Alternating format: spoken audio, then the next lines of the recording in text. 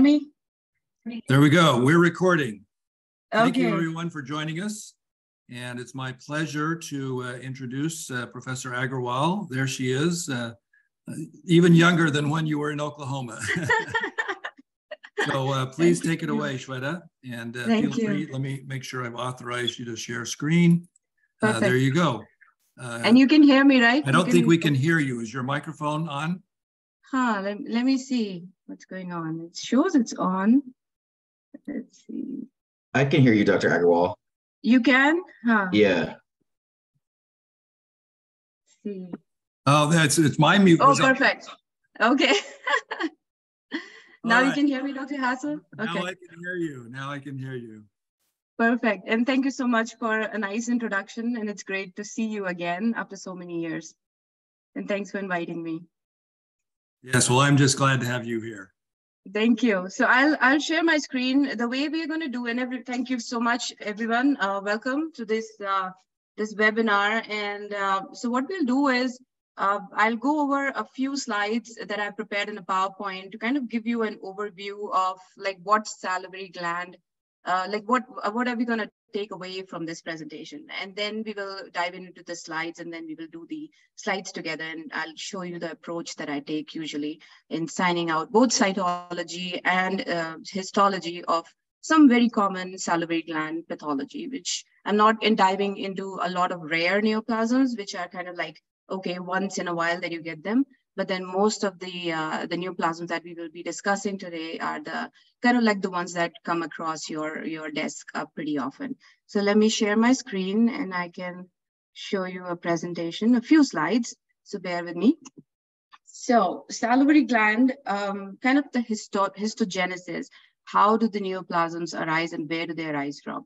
So this is a nice schematic to show like where the acinar cells are. If you can see my arrow, these are the acinar cells. They are surrounded by the myoepithelial cells, and then they give rise to this intercalated duct. And remember, the salivary gland is its purpose is to secrete the major salivary glands we're talking about, the submandibular, the parotid, and the sublingual. Their purpose is to secrete saliva. So then these are making that, and then they have to have a ductal system to drain that into the mouth. So the way they are designed is that the acinar cells, they secrete this saliva into the intercalated duct. These are still surrounded by myoeps, if you can see this. And then they give rise to the striated duct. And then that leads to the excretory duct, which is the big ducts that we see on dissection of these glands. So if you come down here, then you can see these acinar cells will give rise to, as the name indicates, they will give rise to the acinic cell carcinoma. And then if you come to the intercalated duct, they will give rise to the pleomorphic adenoma, which makes sense, right? Like if you look at the histogenesis or like the schematic here, these are biphasic. They have two types of cells. There are ductal cells and then there are myoeps. That is why in the pleomorphic adenomas, these are biphasic neoplasms, or they have a dual population of cells, the luminal cells and the abluminal cells, or the myoeps. And then similarly, adenoid cystic carcinomas, some examples of monomorphic adenomas, epithelial, myoepithelial, and PLGA. This is an old schematic. So PLGA is no longer known as a PLGA. It's known as just a polymorphous adenocarcinoma. They took the low grade away from that, because it doesn't behave like a low grade carcinoma. And then going on to the striated duct. Striated duct are usually more eosinophilic. So I'll show you a nice picture later on, but then you can make kind of remember it. I remember it that way, that striated ducts have very eosinophilic cytoplasm. So then they give rise to the Warden's tumor or oncocytomas, which also show a very oncocytic cytoplasm. And then if you come to the excretory duct, they give rise to the more ductal tumors like ductal adenocarcinoma, known as salivary duct carcinoma, or you can say it gives rise to mucoepidermoid carcinoma. So fine needle aspiration, as everybody might know, or who is in attendance here, is the main or the key procedure right now that the surgeons order, that as soon as they see a lump in the neck or in the salivary gland, if it picks up by ultrasound or MRI, then the first thing that they will do is order an FNA, a fine needle aspiration. The reason is that this is a very non-invasive procedure. We can do it in outpatient settings. And in fact, at UNM, we have clinics. So we pathologists do these FNAs, most of the FNAs that our head and neck surgeons send us. So we usually use a 25 or a 23 gauge needle, and the sensitivity of detecting neoplasia on FNA is very high. As you can see, 96% sensitivity and 98% specificity. You can always make a cell block, which is also kind of like synonymous to looking at an H&E section. And then if you have a good cell block, you can do some stains, some ancillary techniques.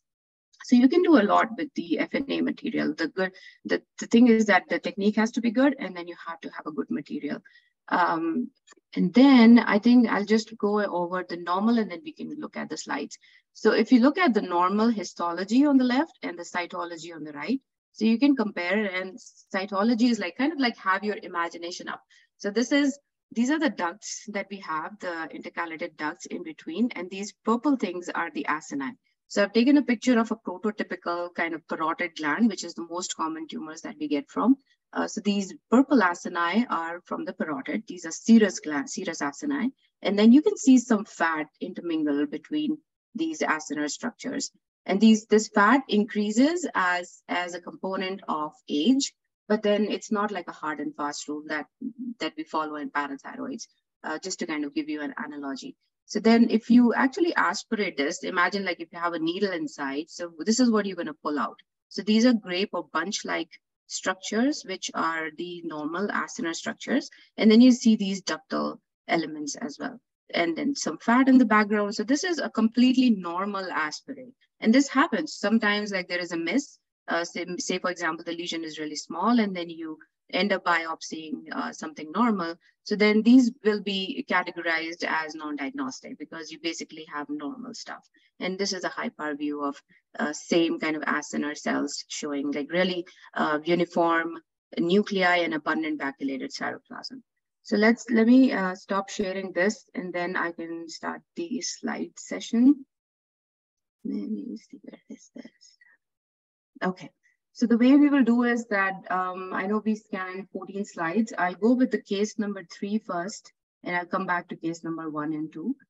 The way these are is that there is a cytology, and then there is corresponding histologies to give you a kind of like an overview of what are you looking at cytology and what to expect to see on histology, or vice versa. So kind of creating a picture in your head. So this is, let's go over this one. Okay. So let's see. So this is a diff quick stain, and you can see some kind of like artifactual, maybe the way the smear was spread. But then let me focus this to 10x. So what we see here, and then let me take you to the area of interest.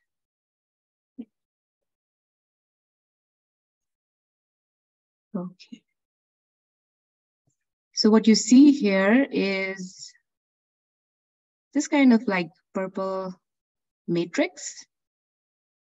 And this all here are red blood cells. So it was a bloody aspirate, but then we do have some areas of interest. And I don't know why it's keeping on tilting it. So maybe I shouldn't stop using my fingers. Maybe I'll just use this. Let me see. Okay, so we come back to our area of interest. We see these fibrillary matrix kind of areas here. So see these areas. These are the fibrillary matrix, and then you have these teeny tiny myoepithelial cells stuck in between this matrix. So this is a very classical view of a pleomorphic adenoma. And the way they will be diagnosed is that you have tons of myoepithelia. Here it is. So this is what I was trying to look at. So let's focus on this one here. So see this kind of troll's hair appearance of this matrix. So what this corroborates histology is the chondromyxoid matrix, which I'll show you in the histology slide. So sometimes you just see the matrix. If that depends on the type of pleomorphic adenoma you're dealing with. If it's very matrix heavy, then what you'll aspirate is, and it's pretty easy to aspirate, like these chondromyxoid matrix. It's not like a sclerosed area that you are having problems getting into the needle. This comes out pretty easily, and then it spreads like trolls hair. And then you have these cells. These cells are myoepithelial cells. So almost always they look like plasmacytoid cells. They don't have a plasma cell-like nucleus, but they do have plasmacytoid eccentric nucleus. They can look spindly, and that is when they see, like here, in this field itself, it's becoming a little spindly. So then you have to make sure that you're not looking at something which is very atypical in terms of cytology. Atypia is like very high NC ratio, or you have irregular nucleus, or you have a very hyperchromatic nucleus. So this is what usually trolls hair looks like. And then if you go to histology of the same case, this is how the histology would look. So let's see. So first of all, the pleomorphic adenoma, as we saw the schematic, the pleomorphic adenoma is arising from intercalated ducts. So you expect to see ducts. And that is one thing that I always look for in these neoplasms, because pleomorphic adenomas can look like anything. They have no two pleomorphic adenomas look alike. So you have to make sure that you look at the whole lesion. They're usually well circumscribed. Sometimes they're encapsulated, and you can see this matrix. So see this kind of blue stuff in the middle. That's all matrix. And if I go to a different area, I might show you which is matrix heavy. So this area here, let me zoom out. Okay, so see this kind of bluish myxoid kind of look. This is all matrix. And just to let you know that myoepithelial cells are the ones which produce this matrix. So any neoplasm which has myoepithelial cells has the potential to make matrix. So don't be confused. Not every matrix producing tumor is a pleomorphic adenoma, excuse me. So here you can see, if you go on high power, you see mostly myoepithelial cells. They're getting a little spindly, getting trapped in the matrix in which they are making this matrix. And then if you go on, let's see if I can show you a good ductal structure. So pleomorphic adenomas can show a lot of metaplastic areas. They can show squamous metaplasia. So it does not mean that you're dealing with mucoepidermoid. You can have, like, see these kind of ductal structures. So these ductal structures, if you zoom in on them, you will see two types of epithelium surrounding them. So if you stain these with keratins, so the ductal structures or the luminal neoplasms or luminal structures will, cells will stain with the keratin CK7 or pan-keratin will stain everything. And the myoepithelial markers, you can use P63 and S100 and GFAP, and they will stain the myoepithelial cells. So if you go back, let me go back to my presentation, and then we can go over quickly the pleomorphic adenomas. So the pleomorphic adenomas, this is what it looks like. And this is a very frequently tested questions for, we have residents on this call that you will get these on RISE and board exams in the United States. And also, like, if you have international audience, you'll get these from in your exams. This is pretty common testable material. So you see these trolls here, and you can compare it with Poppy's hair. I don't know how close it looks like that, but at least the color matches. And then we have these myoepithelial cells kind of lingering around and sticking around. They're not making any shapes or anything, but then just remember the matrix can be found in myoepithelial carcinomas as well as in adenoid cystic carcinomas. So pleomorphic adenomas are most common neoplasm of salivary gland origin. Thank goodness, because they are benign, and we want something to be common because they are benign and they don't act aggressively. Clinically, parotid gland is the most commonly affected site. And histology, as I showed you in the live slide as well, they are biphasic neoplasms. They have a chondromyxoid matrix. Depends on the neoplasm, how much matrix you'll get. Sometimes the problem comes when it's like really cellular and the matrix is very less. So then you're like, oh, okay, am I dealing with something malignant? But then those, I'm not going to dive into those kind of problematic cases today. And you have these ductal structures. So they have this inner epithelial lining and the outer myoepithelial lining. And let's see. So let's go back to the, let me see. Actually, let me share this presentation again, and we can go back to the, okay. So now I want you to know that that was pleomorphic adenoma. So if you start seeing on salivary gland FNAs, a lot of oncocytic cells. And what oncocytes mean is that you have these big round or oblong or polygonal cells, and they have abundant granular cytoplasm, and then they can have eccentric to central nucleus. This is the Pepanicolau stain, PAP stain in short form, and then this is the Diffquid stain. So you should remember how the oncocytes stain in different stains. And if you start seeing a lot of oncocytes, so what should come to your mind?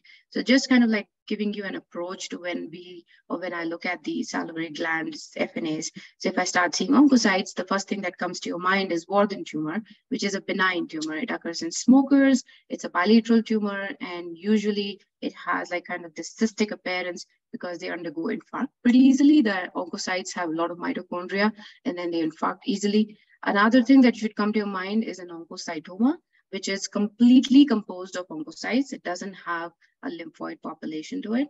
And then also there are some variants of mucoepidermoid carcinoma, like oncocytic variant. So if you're just seeing some oncocytes, don't outright call it a Warthin tumor. You should remember there's other stuff, including a carcinoma. So if you call something benign, then you might get into trouble because like you called it benign and the surgeon might discuss with the patient, and the patient says, okay, this is benign, let it sit, and they won't get any attention, they won't get any excision. But then if you call it a carcinoma or something in between, then the patient will get that resection of that neoplasm, and you'll see the entire thing under the microscope. So let me actually, so let's see, I will share this slide now. And okay, so this is another slide that we have, and this is the area of focus here. Go on high forward. So let's see the light. If I increase the brightness, might see better. Okay, so what we see here is again what I was showing you, the oncocytes. So this primarily is made of this oncocytic cells, and I hope everybody can see these. Kind of like, remember what I just showed you, these abundant cytoplasm, laden cells, and very monotonous looking, but roundish, a little large nucleus. And then in the background, you have these lymphocytes. So remember, these lymphocytes have a very friable cytoplasm. So when you spread these, like the way these slides are made, you have this material on the slide and then you spread it out. So like these cells, these friable cytoplasm, this tends to it kind of scatter, or like it ruptures. So that's why you get these streaking artifact in the background. So if you start seeing this, and a lot of, see there how beautiful these oncocytes look under the microscope.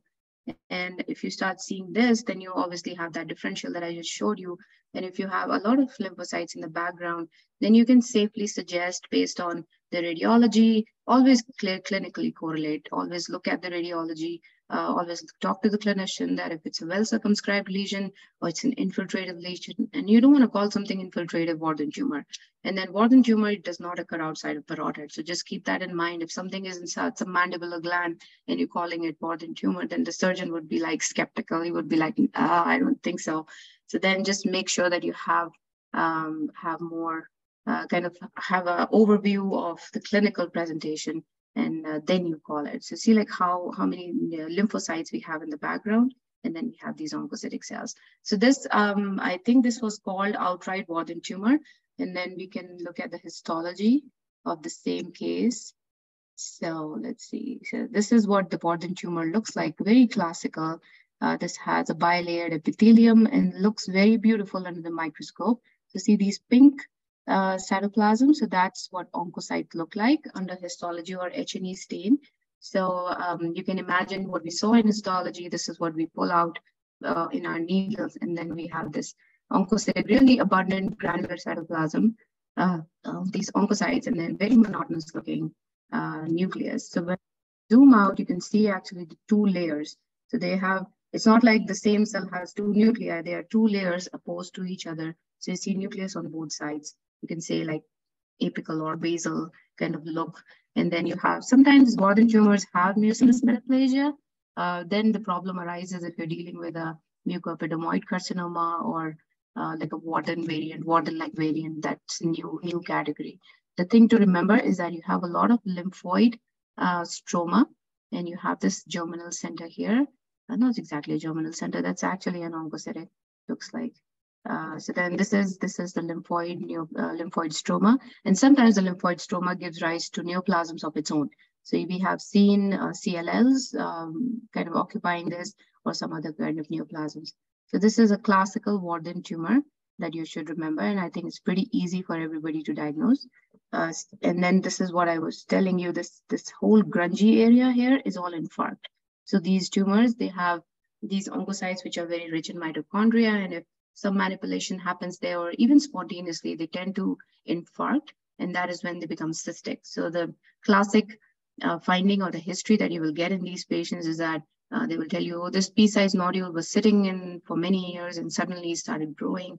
So then sudden growth is always kind of corroborated with something malignant or something kind of dangerous or something notorious, but then that's not the case in Warden tumors. And then since we are here, I'll just show you another oncocytic lesion. So if you see this one here, this looks very different from the last one. And you can see the parotid and the remaining or the residual parotid gland on the periphery. And then you see an encapsulated lesion, which is very pink. I don't see any stroma or lymphoid stroma. And if you go on high power, you see these very pink eosinophilic cytoplasm and similar kind of appearance if you zoom in onto a Warden's tumor. But the only difference is that you don't see the lymphoid stroma. So if you see a well-circumscribed encapsulated lesion, and which is made of completely oncocytes, and there is no mitotic figures, there's no like atypia going on, then you can call it an oncocytoma. Let me stop sharing this, and then I will share the. Sorry, I'm going back and forth, but hopefully I am able to convey the message that I'm trying to do that there. So yeah, so this is Warden's tumor that we just looked at. And this is the second most common tumor, and we have a bilateral doughy kind of on palpation look. And I've palpated myself. I've done a few FNAs on these Warden tumors, and I can kind of say that they look like doughy, and you can actually push on them. Don't try to push a lot, but then just kind of for fun, it's like if you touch it, it's very doughy. And then when you actually aspirate it, it looks like a motor oil. And it actually looks like that. It's not like something that just was randomly described. It looks like brown-green granular fluid. And then that can actually tell you clinically when you're doing this FNA that, oh, I think I'm dealing with a Warden's tumor. And then histology, we just looked at, there's a bilayered oncocytic epithelium, and then we have a lymphoid stroma. And then oncocytomas, they are discrete, clinically detectable nodules. There is a nice interface between the normals and the neoplastic tissue.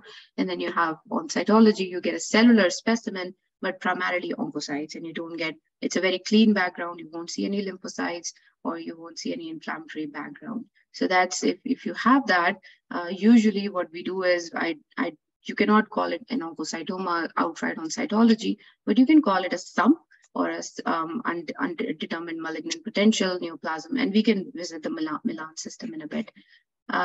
So I would like to go over the Milan system a little bit, and then we'll see how much time we have.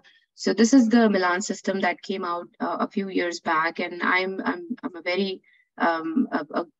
very big supporter of this system, because it's kind of like has the potential to make this cytology reporting very uniform amongst the various pathologists, because people use different terminologies, and then that can confuse the clinicians what exactly needs to be done for this neoplasm. So just remember, as pathologists, we kind of like everything that we do or everything that we put in the report is guiding these clinicians to like subsequently manage.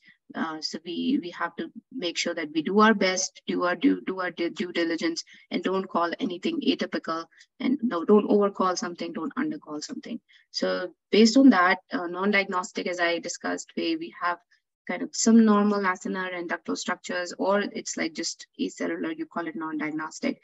Non-neoplastic would be if you're dealing with something like a chronic sialadenitis or something like a stone or something. Rarely I've diagnosed non-neoplastic in my setting in my 6 years of experience. And then AUS is something that if you are able to, like if you're seeing a lot of lymphocytes and you don't have a flow, but you think that this is atypical population, you can call it an AUS. And then that means that they will either do a core biopsy, which is usually not recommended, But if it is, then if it's like you're not getting enough on FNA, then you can suggest an incisional biopsy. And then neoplastic, there is a category 4, is divided into benign and sump. Benign category is like you will see a Warthin tumor, you will see a pleomorphic adenoma, or something. Mostly these are the most common tumors that you can actually outright diagnose on cytology. And then on sump, something that like oncocytic, just oncocytes. If I'm seeing oncocytes, I'm not going to call it anything else, but I'm going to call it sump, because that will guide the clinician to at least do a frozen section on it. And maybe like we will see that, oh, this looks like a carcinoma, or this looks like a benign Warthin's tumor. So then it will be taken out. So yeah, just don't undercall anything that looks like benign oncocytes, because oncocytes can actually look very bland, but they can be part of many other malignant tumors. And then you have suspicious of malignancy, and then you have malignancy.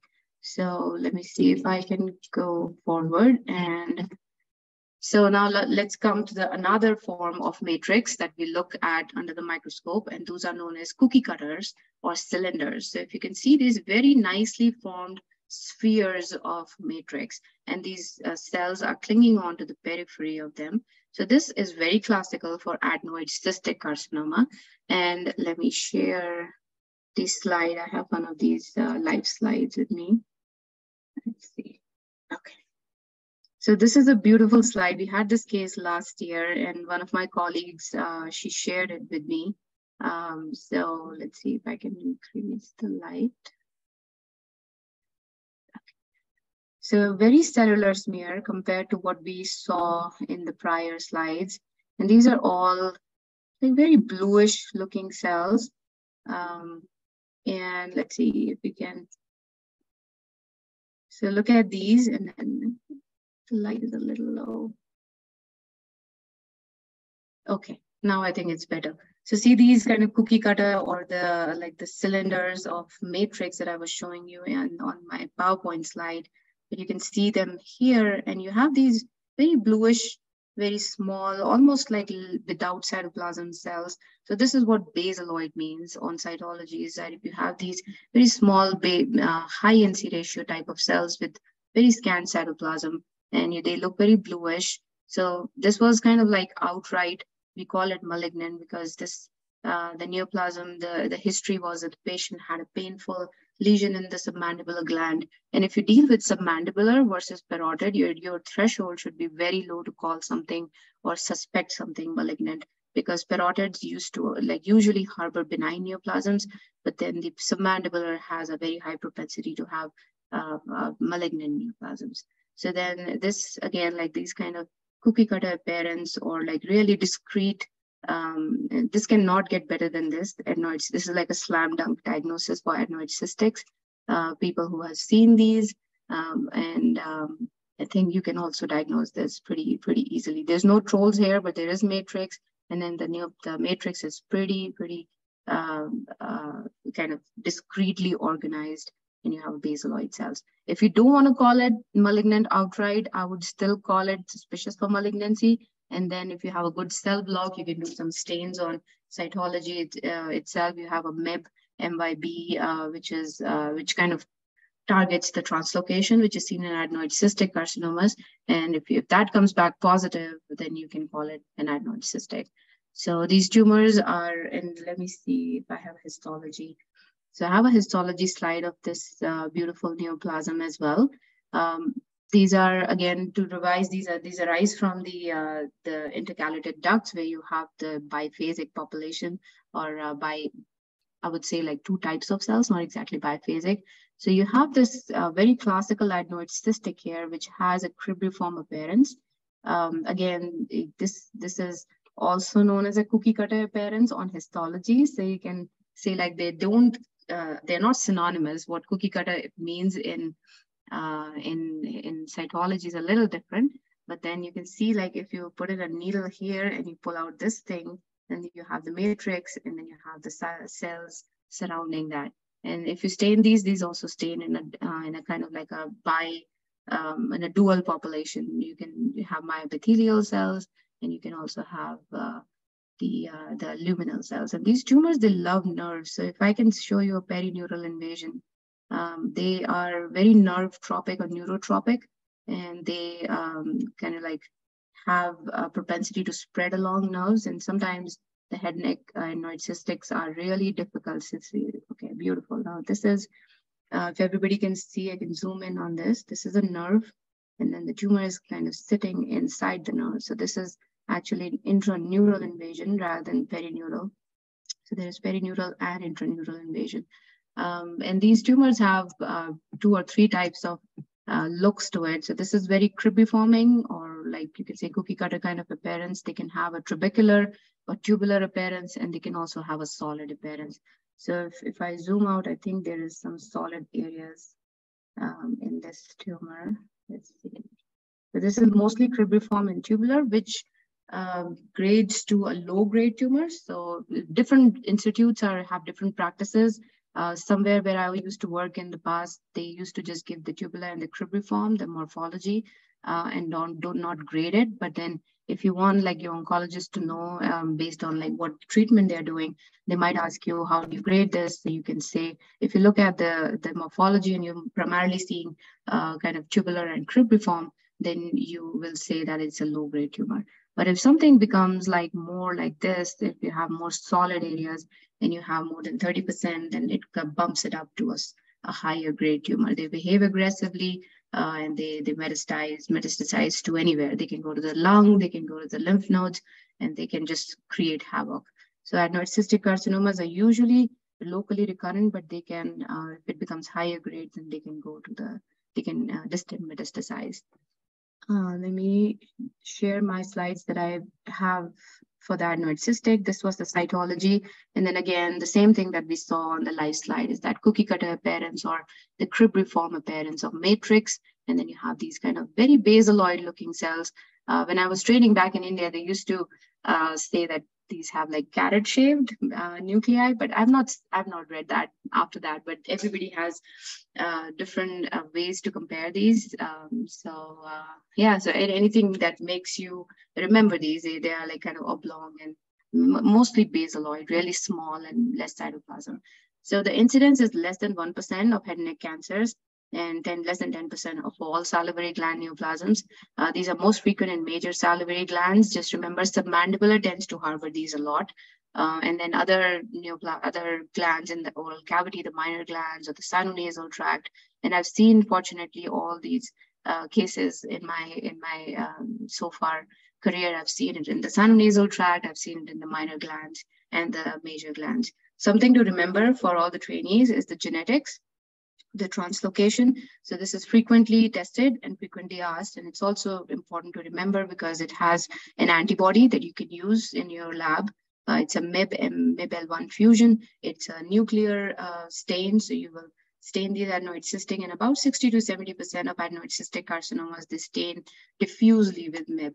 So that can help you kind of, if you are stuck in between adenoid cystic versus pleomorphic adenoma. So translocation 6-9 is the most common of these in these tumors. Okay, let's see how we're doing. So let me go back to the slides. All right, so we have done adenoid cystic, we've looked at oncocytic neoplasms, and now I want to show you something which oftentimes we get. Okay. So these are the problematic cases that we get, and I can show you this. Let me zoom in into this. All right, so this is a case that that I had at UNM a few years back. I think the year that I came here, like I think 4 years back.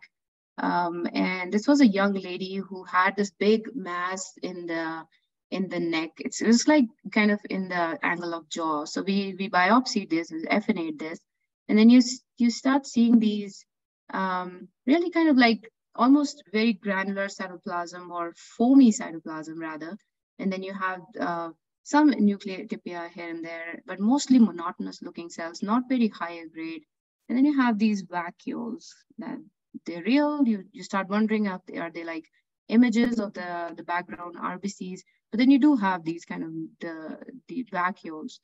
And what comes to your mind when you look at these very blandish looking neoplasm is that if you're dealing with something low grade, it's not very high grade based on there's no necrosis in the background, there's not much mitotic figures, and there's not much high grade features to this neoplasm, but you're dealing with something which cannot be called outright benign. That's how I think. So then when I look at these again, then again I look, see, for example, if I go here, again, they have this kind of vacuolated cytoplasm.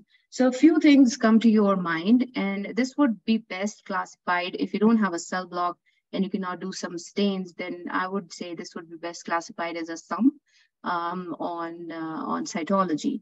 So if we look at the histology of this corresponding case, this is what it showed. So you have this kind of not very well circumscribed infiltrated neoplasm, but the thing is that it has this kind of very bluish and pinkish areas. So if you have, this is the neoplasm, but you have a lot of plasmacytic or lymphoid population in the background. And just remember, two neoplasms or two carcinomas in the salivary gland have a high propensity to produce this kind of real response, a very prominent lymphoid response. And I'm not talking about Borden's tumor. Borden's tumor is benign.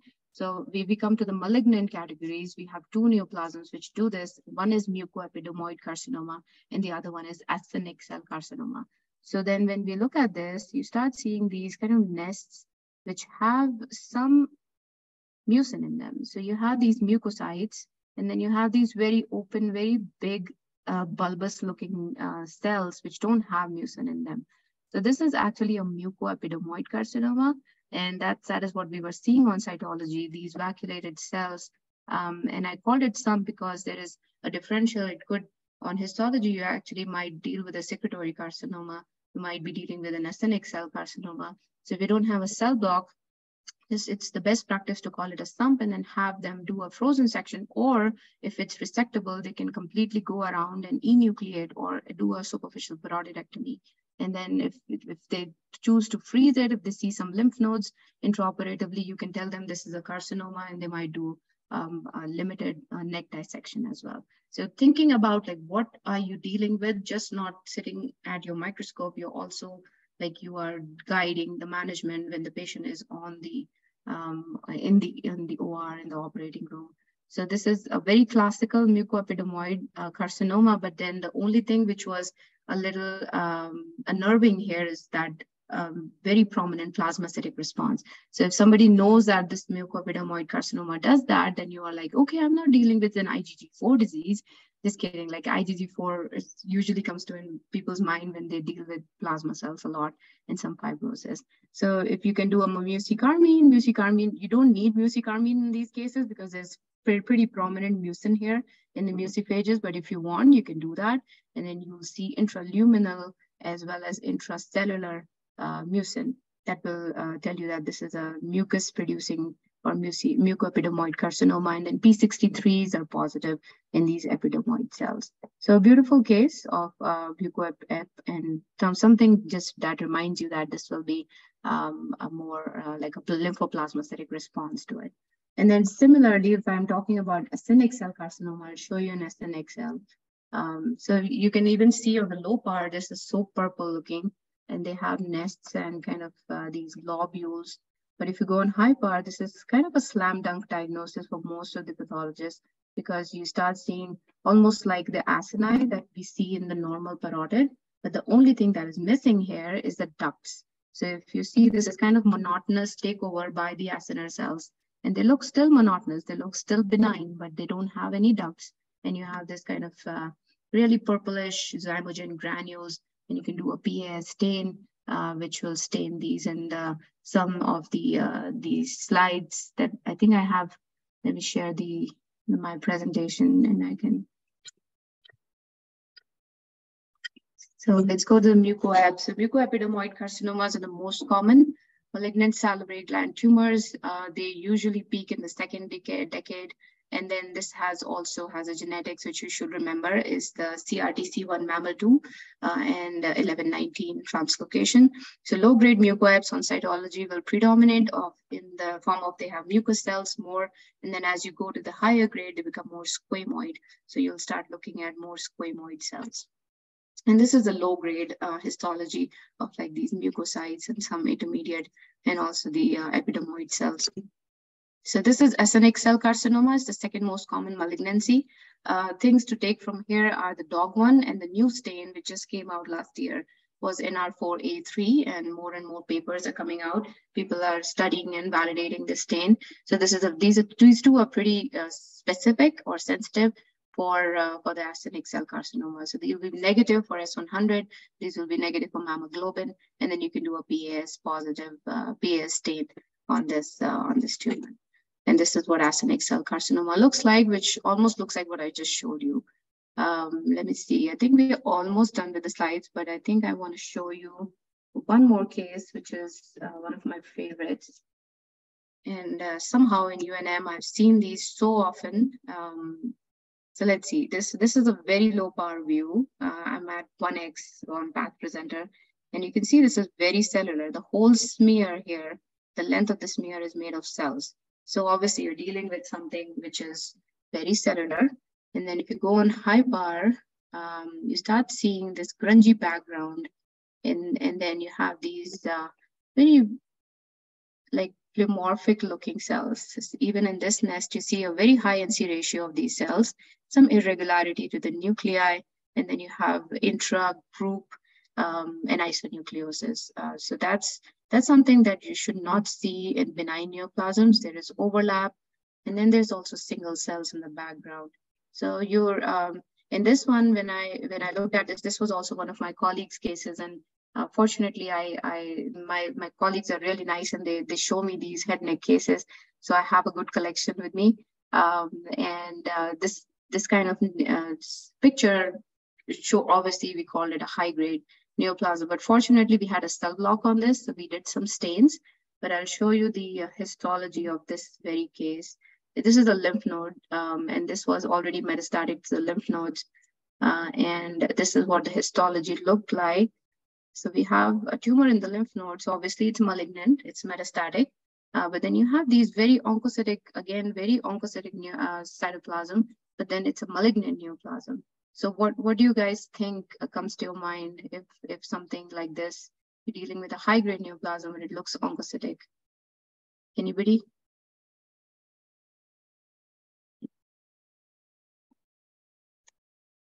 What if I tell you this is androgen receptor? Sorry, what was that? Salivary duct carcinoma or secretory.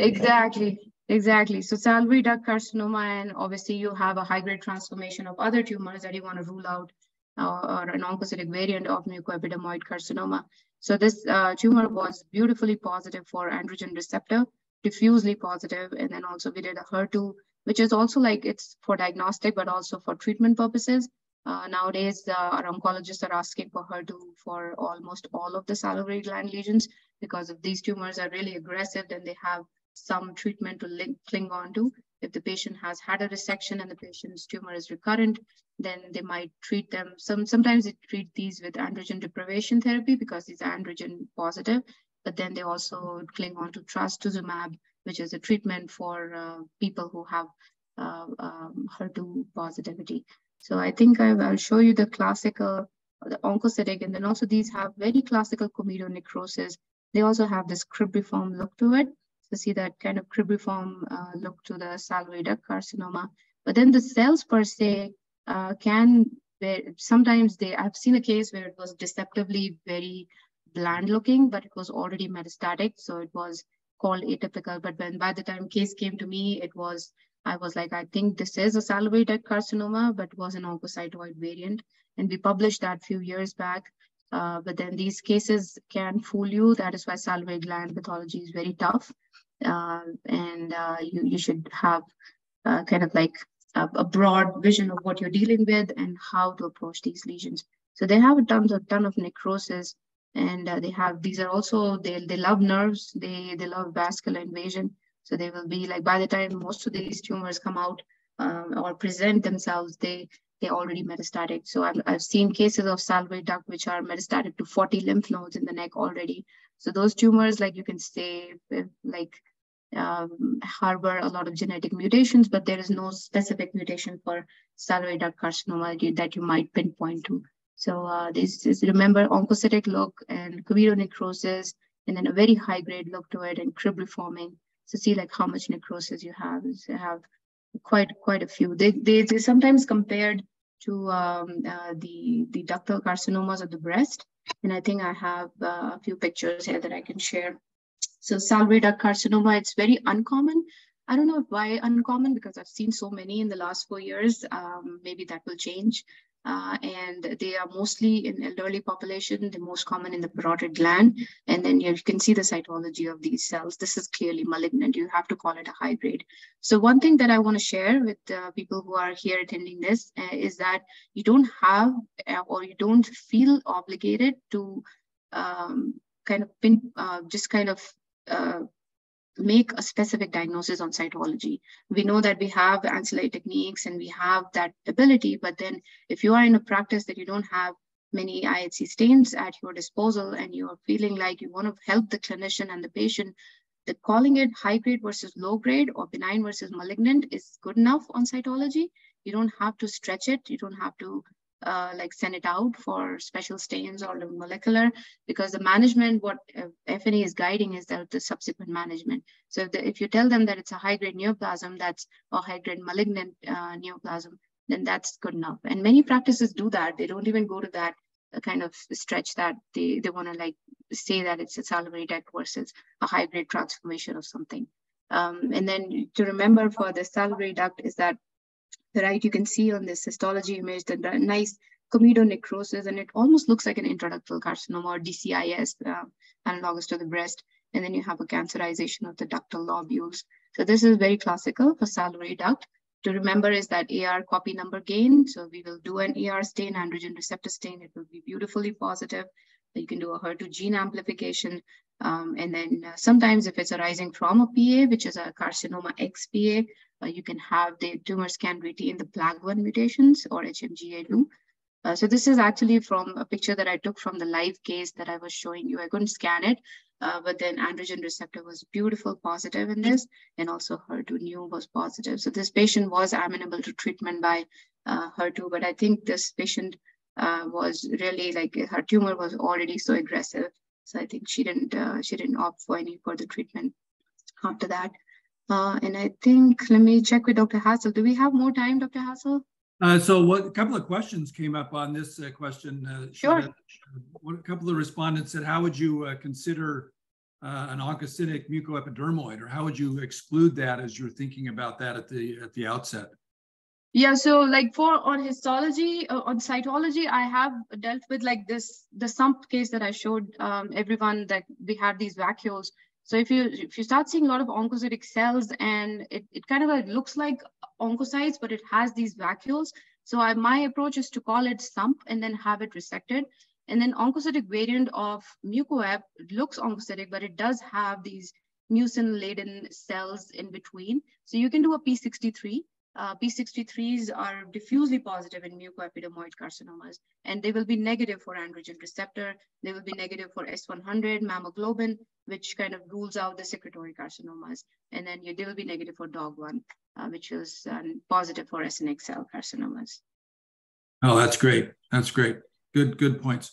Well, this has been really, really good. Does anybody else have questions that they'd like to bring forward to Dr. Agarwal?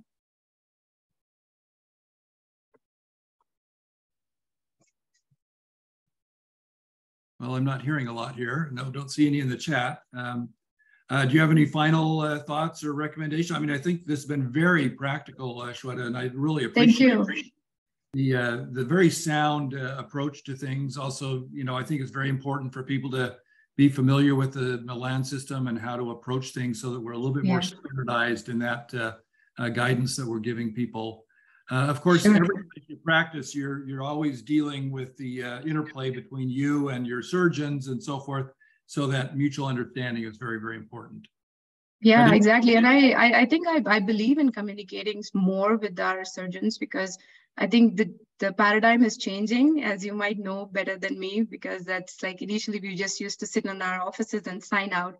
But then now more and more with the precision medicine and like more of these markers, the clinicians need us. And I love to like interact with my head and neck team. And I think they gain their confidence as well. So I think as pathologists, I think we should speak out more and ask them more questions, because we deserve that attention.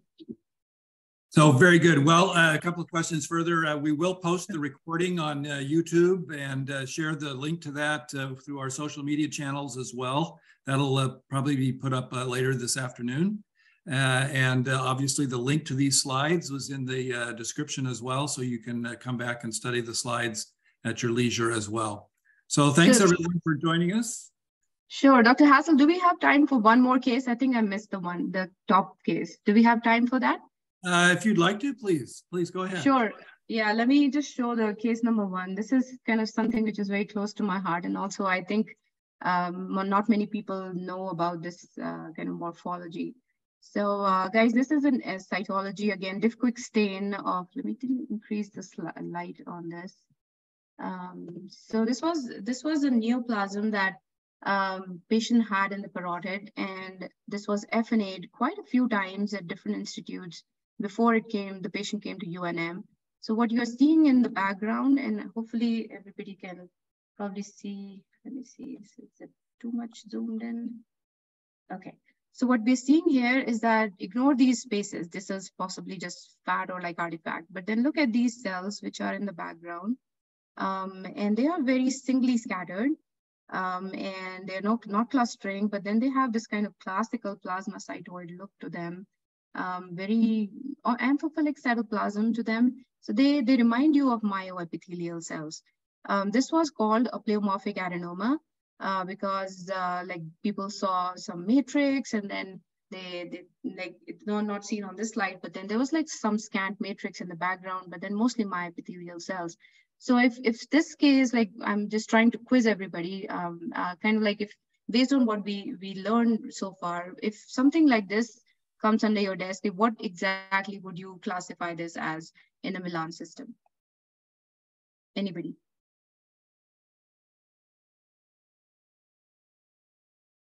Like, would you call it benign outright, or would you like to go with some? Yeah, I think that's where I would probably put it. Yeah. Category. Yeah, exactly. So this is when it came to me, I reviewed this case and I called it a sump, because at that time we didn't know what's going on. But the patient already had a big a tumor in the salivary gland, also in the neck. So we were dealing with something which is not benign. So it based even only on clinical information, you can tell that something else is going on. And this is the histology of that case. So if you can see, this is the lopar view of, and this can be confused with pleomorphic adenoma. And this is the reason why I'm showing this case, is that it's so matrix heavy. So on this side, you can actually see just a blob of matrix. And if you go on high par, or even on low par, you start seeing this kind of pushing borders to this tumor. And it's not very infiltrative. It seems like it is still confined to the parenchyma. But then something is wrong. This is not the conventional pleomorphic adenomas that we deal with, but this has a heavy matrix to it. And this was one of the first cases that I diagnosed of this entity, and we even published it a few years back. And this is actually a myoepithelial carcinoma. And see like how these tumors are just made of myoepithelial cells. And you can confirm these with some stains. You can do some P63, you can do S100 and GFAP or calponin, and these will light up with at least 2 or 3 stains. It's pretty infiltrative. It's very easy to fall into that trap of a matrix producing tumor, and you call it a PA.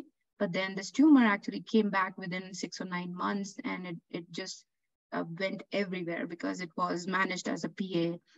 So something to remember, that this has pushing borders. This has kind of like a zonal distribution. So if you go on low par, you can see the periphery is more cellular, and then you have the center is more hypocellular. So when you start seeing certain things like this, which doesn't make sense, it has a lot of mitotic figures, it has necrosis, then don't call it a PA with infarction, because sometimes people think if you go inside the PA with a needle, it might infarct and it might produce an infarct like necrosis. But this is actually true tumor necrosis. And this is what necrosis looks like. And you have these nests of monotonous looking, very mitotically active myoepithelial cells. So this is a MACA or a myoepithelial carcinoma. And this is, I think with that, Dr. Hassel, I'm done probably for today. Oh, wonderful. That's a great capstone case to add to the richness of this experience. So again, we'll post the video to the recording later today, and you'll be able to find that on YouTube. And we look forward to inviting people to come back next month. We'll actually have another guest professor for the summer season as well. And that topic will be put out again. And I think there's going to be demand for you to come back again at some point down the road too. So I hope you'll be I would love to do that. Thank you, Hassel. Thank you, Dr. Hassel, for inviting me. Our pleasure. Well, thank you, everyone. And with that, we'll conclude. Thanks. Thank you.